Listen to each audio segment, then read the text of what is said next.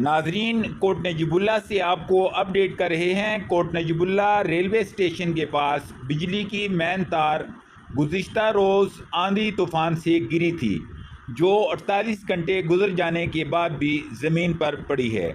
باپٹا کے اہلکاروں کو آگاہ بھی کیا گیا ہے، لیکن بے حسی کی انتہا ہے۔ زمین پر پڑی تار میں کرنٹ بھی موجود ہے، جس سے لگ کر ایک بھیڑ زخمی ہو چکی ہے۔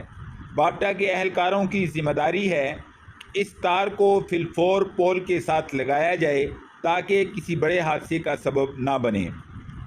ناظرین، کوٹ نجیب اللہ سے آپ کو اپڈیٹ کر رہے ہیں۔ بجلی کی تار زمین پر پڑے 48 گھنٹے گزر چکے ہیں، جس میں کرنٹ بھی موجود ہے، لیکن باپٹا کی بے حسی کا یہ عالم ہے کہ تاحال اس تار کو پول کے ساتھ نہیں لگایا گیا۔